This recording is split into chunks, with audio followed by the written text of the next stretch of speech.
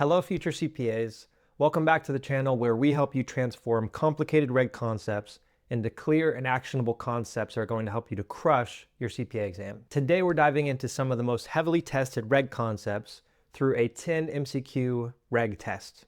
And I'm going to show you the exact framework that I use to help me get a 91 on the reg exam. We're going to cover crucial reg topics like S-Corp basis, partnership basis, itemized deductions, charitable contributions, and gift basis. So with that, let's jump in. What was Jordan's basis in the stock at year end? So we're looking out for beginning basis plus increases, and we're looking out for the 40% ownership that Jordan has to make sure we multiply the income and the loss items by 40%, and then that leads us to the ending basis. Jordan, a 40% shareholder in an S-Corp, had a stock basis of $15,000 at the beginning of the year, so that's our beginning point. The corporation had ordinary income of $300,000. They had long-term capital gain of $20,000 and an investment interest expense of $5,000, both of which are separately stated items. Jordan received wages from the corporation of $50,000 and a distribution of $45,000. Note that whether it is ordinary income or separately stated, it increases our basis. So it doesn't matter what kind of income it is. It also doesn't matter whether it is tax-free income or non-deductible expenses. Any kind of cash that's coming into your business is an increase to basis, and any kind of cash going out of your business is a decrease to basis. So to show the full scenario of what we are doing here, we are going to have the beginning basis, which is the $15,000. We then add the amounts, so we have the ordinary income of $300,000 times 40%. Then the long-term capital gain, $20,000 times 40%. So we have $120,000 and then $8,000. And then we have our separately stated expense of $5,000. So we take 40% of that to decrease it by $2,000. And then we have a distribution of $45,000. So that's a full decrease of $45,000. So then we can see the ending basis of $96,000. So wages do not affect basis because they're just used to get into our calculation of ordinary income. So just to summarize, we took beginning basis plus 40% of all of our income items, minus 40% of our deductions, and then minus our distribution for a year-end basis of $96,000. So after going through that MCQ, I want to emphasize the difference between S-Corp basis and partnership basis. With partnership basis, the partnership's liabilities are going to increase the partner's basis. And this is because if the partnership doesn't pay them back, then the partner is going to be liable for them. Whereas with an S-Corp, the liabilities do not affect the owner's basis because the S-Corp is a separate entity from the owner. So if it doesn't pay the liabilities back, they're not going to be able to come after the individuals to pay them back. Next, we have this partnership basis question. What amount was each partner's basis in the partnership at the end of the first year? We have 4 equal partners that form this partnership. They each contributed $150,000, so that's their beginning basis. In the first year, a $1 million building was purchased with $400,000 of cash and $600,000 of non-recourse obligation. So with a partnership, we need to take the partnership's liabilities and increase the partner's basis by them. Because if the partnership doesn't pay them back, then the partner is going to have to pay them back. So this is going to get allocated to each of the 4 partners, 25% to each of them. So it's going to increase each of their basis by $150,000. Then the partnership earned net income of $50,000, so we allocate $12,500 of that to each partner. That's an increase to basis. Additionally, the partnership reported a separately stated capital loss of $20,000. Doesn't matter if it's separately stated or ordinary business income, it still affects basis, so it's going to decrease their basis by 25% of this of $5,000. So we can see the full calculation here. The beginning basis, their share of debt of $150,000, share of net income, and then share of the capital loss for ending of $307,500. So in these partnership liability questions, you need to pay attention to how much in liabilities the company initially took out versus how much it has at year end. So in our question, we had $600,000 in liabilities $150,000 to each partner. But imagine that it says at year end the liabilities are at $400,000. So it means that now they have paid back $200,000 of the liabilities. Now they're at $400,000, so we only allocate $100,000 to each partner's basis. How's it going, everyone? My name is Christopher Souza, and I recently just passed 4 parts of the CPA exam. Maxwell CPA review course absolutely changed my life. I was tired of failing. I mentally just could not do it anymore, and I knew that I was smart enough to pass this exam. So I 1000% recommend Maxwell CPA review course. If it was not for him, I would have never passed the exam. Thank you, Kyle. Now let's consider this partnership basis question to see how much of a loss we can deduct. The important rule here is the loss is the last thing you consider with your basis calculation, because you first need to see how much basis you have and then see if it is going to limit the loss and you need to carry forward a disallowed loss. What amount of loss is the individual allowed to claim in the current year from River Partnership? An individual is a 40% partner who actively participates in the partnership. Their beginning of year basis is $10,000. The partnership incurred $100,000 loss from operations, so their portion is $40,000 of the loss. But first we need to see all of the other items that impact basis. So we have a liability here because the partnership borrowed $50,000 from a bank, of which $40,000 remained unpaid. So initially their basis was increased by 40% of $50,000, but then they paid back $10,000 of the partnership debt. So now the only outstanding amount is what affects basis. So it's $40,000 times 40%, so $16,000. So the partner's basis is $10,000 plus this $16,000 portion of their liability, so $26,000. So they can only take $26,000 of the $40,000 of losses. And then the additional $14,000 of disallowed losses are suspended and carried forward to future years.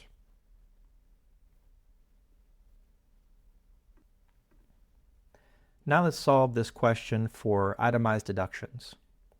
So what is the maximum amount of charitable contributions that James may deduct as an itemized deduction for the sculpture donation for year 10? James, an unmarried taxpayer, had $180,000 in AGI in year 10. During year 10, James donated a sculpture to a charity that he bought in year 5 for $40,000. So it's a long-term capital asset. Cost basis is $40,000 and the fair market value was $100,000 on the donation. So as long as you've owned the capital asset for more than 1 year, then it's a long-term capital asset. That means that you get to deduct the full fair market value of the asset. Now, long-term capital assets are limited to 30% of AGI. So when you take his $180,000 of AGI, 30% is $54,000. So he can't take this full $100,000, he can take $54,000. And then the remaining amount is carried forward up to 5 years. Now, what would have happened if he owned it for less than 1 year? If you own capital assets less than 1 year, then you can only deduct the lower of the cost basis or the fair market value. So he only would have been able to deduct the $40,000.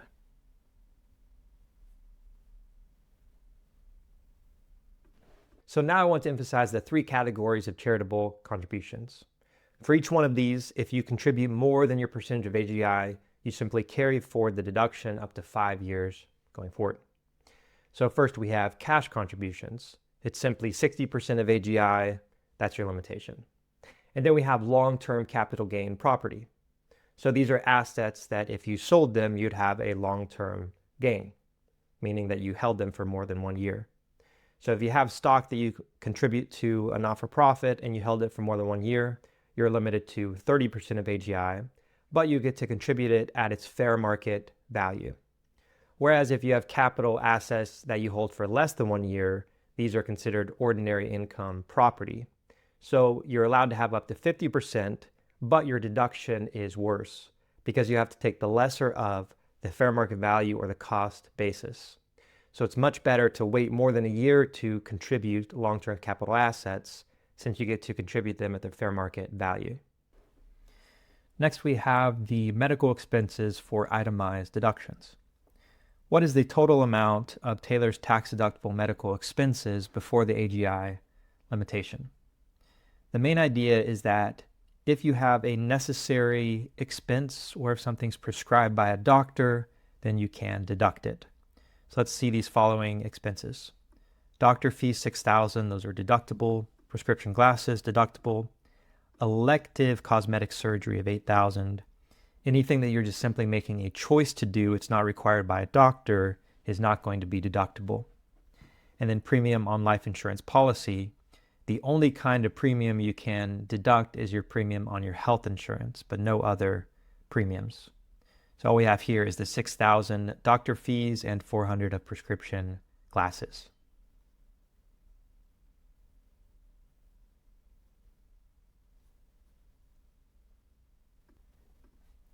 Next, we have the sale of a residence. What amount from this transaction should be included in Jessica's gross income? Jessica purchased a condo for $300,000. After living in it for 4 years, she sold it for $400,000. And during her ownership, she made improvements totaling $30,000. So the rule with your principal residence is, as long as you've lived in it the past 2 out of 5 years before you sell it, then if you're single, you can exclude $250,000 of the capital gains. And if you're married filing jointly, then $500,000 of them. So what is her basis in this property? It's $300,000 cost plus her improvements of $30,000. So $330,000, and she sells it for $400,000. So her full realized gain, which is just the gain before you consider any rules, is $70,000. But she doesn't have to recognize any of it. So her recognized gain is 0.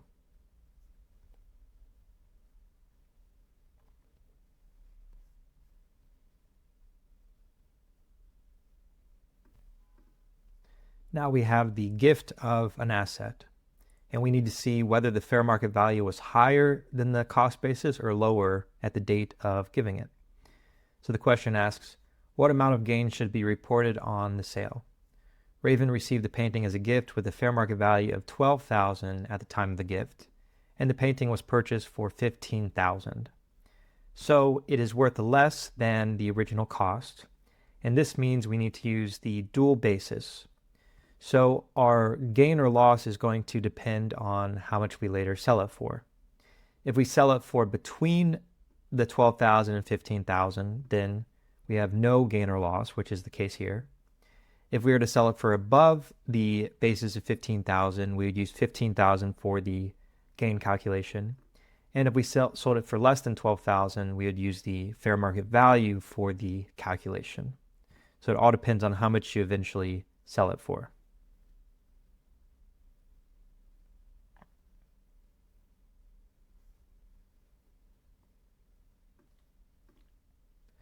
Next, we have a capital gain or loss calculation. What amount of the capital loss should the individual carry forward? So we're given different transactions, and we need to net together all the long-term transactions and the short-term transactions, and then net both together. An individual with gross income of $100,000 had the following gains and losses from capital transactions. Gain of $8,000 from the sale of stocks held for 3 years, so that is a long-term capital gain. Loss of $15,000 on the sale of a principal residence. This is a loss from a personal use asset, which is never deductible. So even though you'd have to pay a capital gain on selling your residence, if you have a loss, you don't get to deduct anything. Then we have a loss of $12,000 on the sale of corporate bonds held for 8 months. So that's a short-term capital loss. And then loss of $6,000 on the sale of sculpture held for 10 years, so long-term capital loss. So we have this long-term capital gain, $8,000, long-term loss. So we have a net long-term capital gain of $2,000. And then we have this loss of $12,000, which is short-term. So netting them all together, we have $10,000 of our capital loss. Now you're only allowed to take $3,000 each year of your capital loss, and you have to carry forward the rest of it. So we take $3,000 and we carry forward the remaining $7,000 of the capital loss.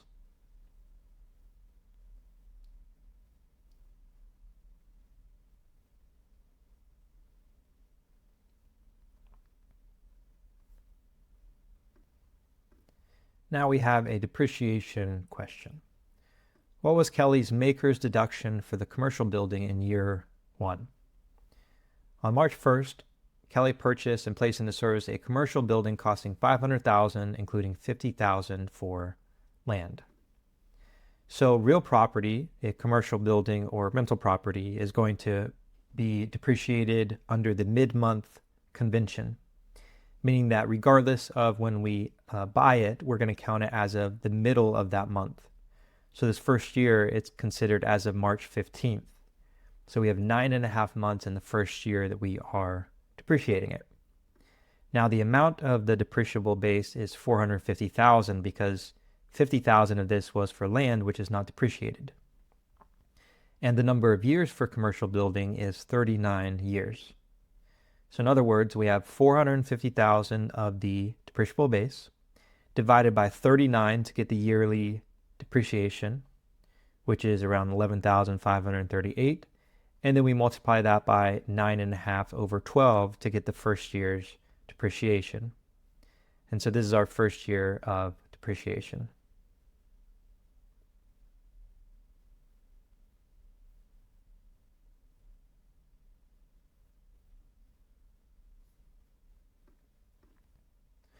Lastly, we need to calculate the ordinary business income.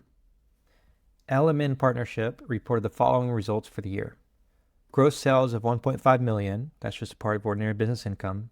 Cost of goods sold, ordinary income. Operating expenses, ordinary income. Guaranteed payments to partners. This is both part of ordinary income and a separately stated item, so we're going to be subtracting this out for ordinary business income. Capital gain from an investment. This is separately stated because you have an individual level rule where you need to net together all your capital gains and your capital losses. So it's separately stated. Interest income from bonds of $40,000. This is also separately stated because you could offset your interest income from your interest expense from investment indebtedness. So these two items are separately stated, and this item is both ordinary income and separately stated. This wants to know ordinary business income, so we are including these items, and so it's going to bring us to a total of $550,000 for our ordinary business income. So now we've gone through all 10 of these MCQs, I want to make sure that you really let the concepts sink in, which is why I've made this same quiz available in my free Accounting 101 course. So if you sign up for this course, then you get to interact with the same quiz and make sure that you spend the time to let these concepts really sink in. And as a final thought, I want to encourage you, instead of just memorizing rules for the REG exam, to start asking the question why. So why does this item affect basis? Why is this item a separately stated item instead of ordinary business income? This is going to allow your tax knowledge to become more in depth and make you more of a comprehensive tax practitioner. Thanks for watching.